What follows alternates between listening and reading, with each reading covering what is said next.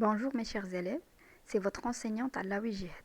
Aujourd'hui, on se retrouve dans une nouvelle leçon de lecture dans laquelle on va distinguer entre la narration et la description et de comprendre leur valeur dans le récit.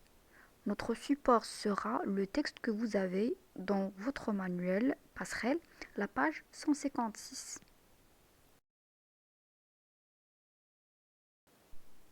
Mais avant d'entamer dans la compréhension du texte, on va faire un petit rappel. Comment l'auteur de La Nuit des Vampires a décrit Alfred dans la situation initiale. Alors ici, vous allez me donner le portrait soit physique, soit moral d'Alfred.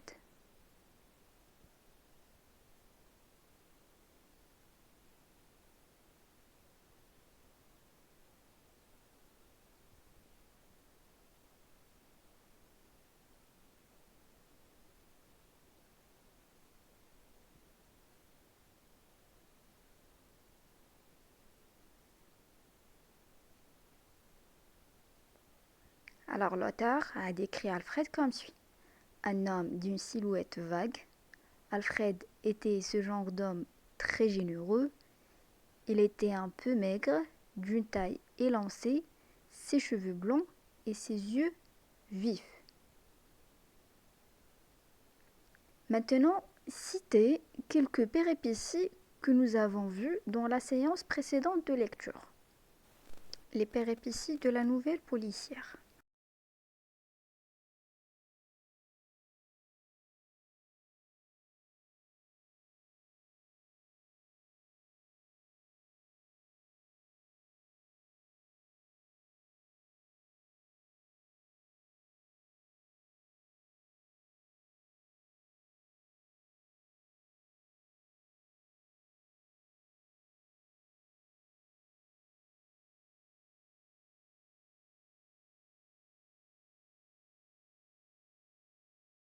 Alors, parmi les péripéties qu'on a vues, les enquêteurs examinent le cadavre d'Alfred.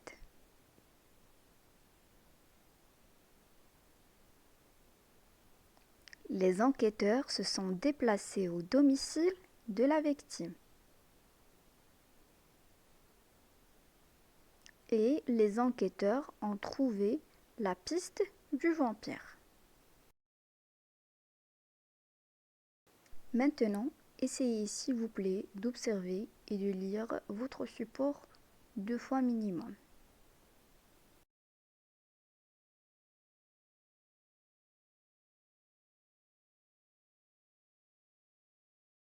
Alors on peut commencer par la première question. Quel est le titre du texte?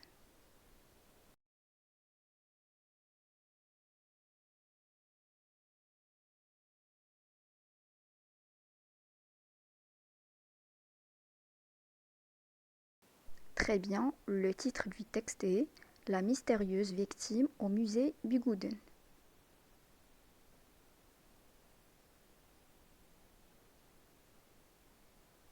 Quelle est la source du texte?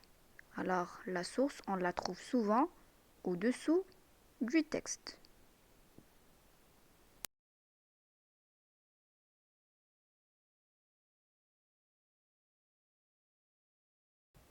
Alors, la source du texte est Camille Serbeau, La mystérieuse victime, une histoire policière du Bigouden. Que représentent les images?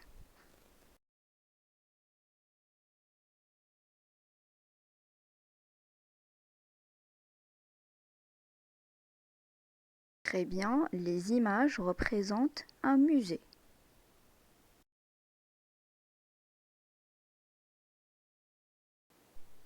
Alors remplissez le tableau suivant en relevant les personnages, le lieu et le temps à partir du texte.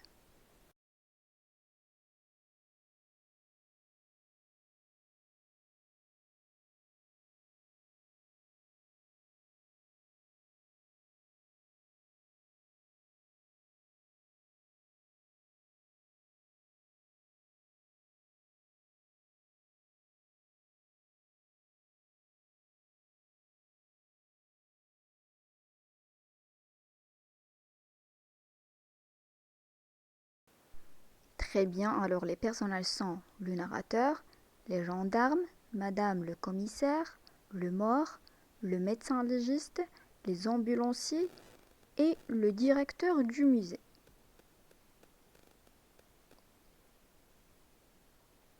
Le lieu où se déroule l'action, c'est au musée Bigouden.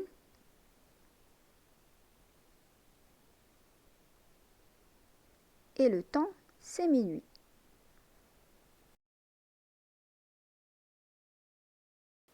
Qui a indiqué le lieu du cadavre au narrateur?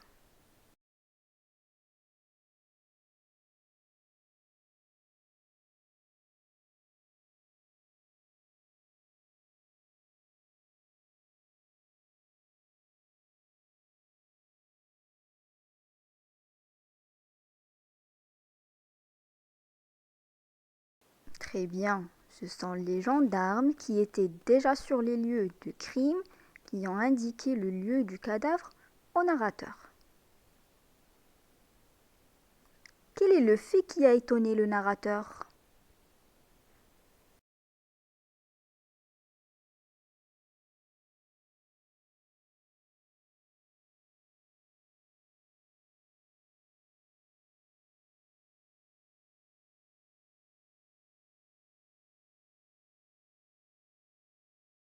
Oui, ce qui a étonné le narrateur, c'est le fait de trouver le cadavre dans un des costumes qui étaient exposés au musée.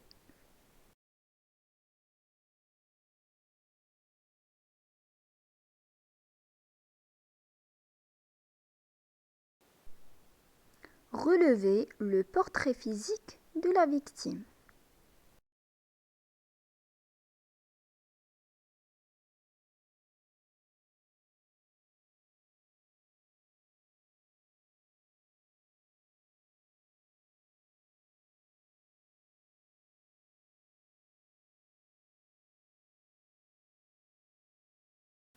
Le portrait physique de la victime, la peau pâle, les cheveux d'un blanc centré, un long nez fin et les yeux ouverts et vides d'expression.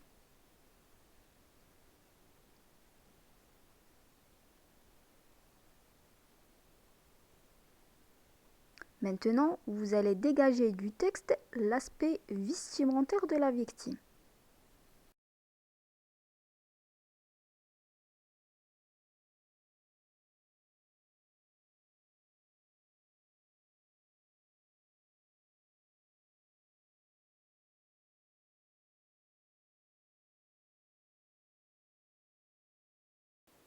Alors la victime était vêtue d'un pull noir, d'une chemise blanche, d'un vieux pantalon et elle était en chaussettes.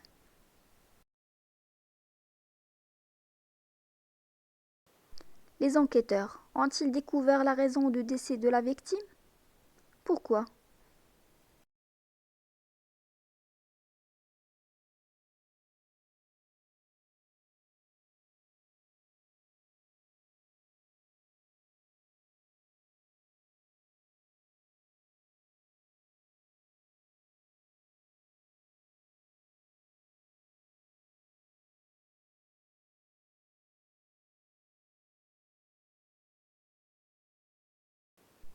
La raison de décès de la victime était encore un mystère, c'est-à-dire les enquêteurs n'ont pas découvert la raison de décès.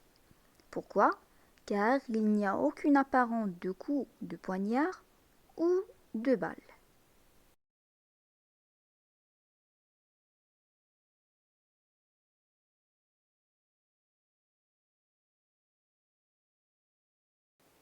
À quoi pense l'un des hommes sur la scène de crime?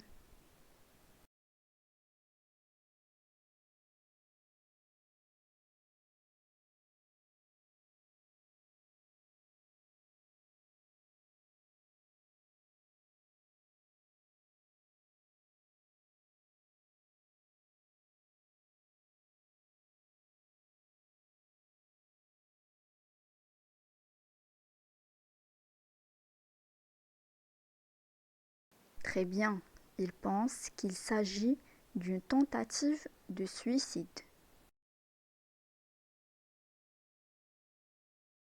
Qu'est-ce qu'il attend le commissaire?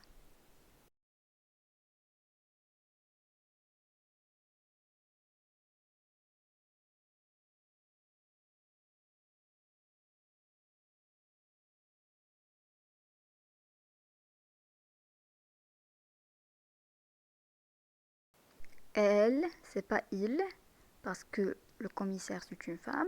Alors, elle attend les résultats fournis par le médecin légiste.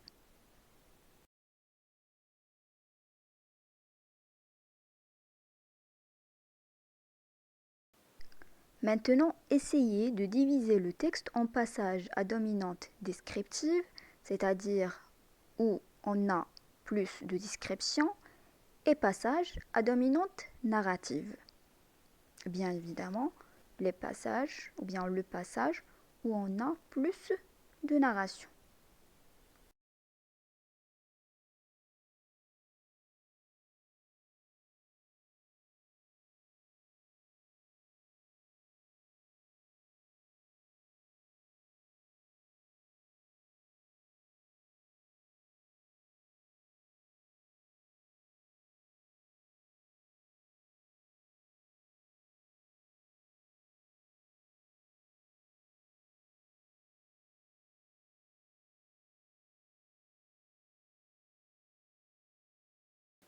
Alors, le passage à dominante descriptive commence par après que le directeur jusqu'à ou 2 balles.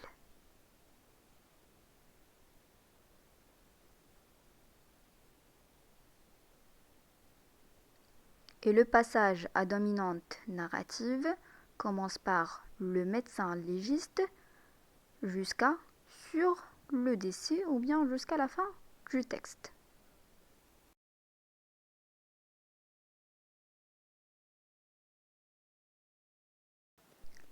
Quel temps emploie l'auteur dans la narration et quel temps emploie-t-il dans la description?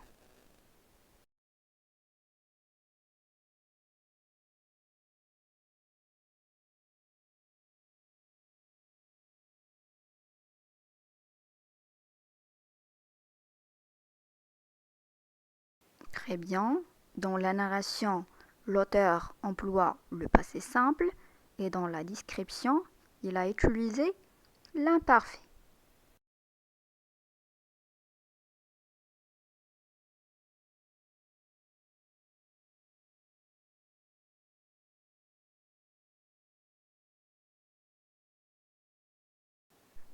Après l'observation et la compréhension du texte, on peut retenir que dans le récit en général, c'est-à-dire roman, nouvelle, etc., on utilise la narration et la description. La narration sert à raconter des faits dans un ordre précis. La description, quant à elle, fournit des informations sur les personnages, les lieux et les objets. Parfois, elle coupe une longue narration pour permettre au lecteur de se reposer. Les verbes conjugués au passé simple assurent la narration, alors que les verbes conjugués à l'imparfait expriment la description.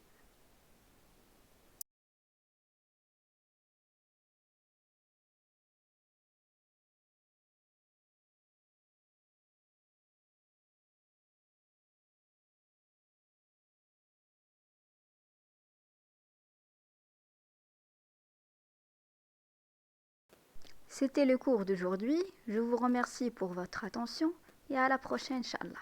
Au revoir.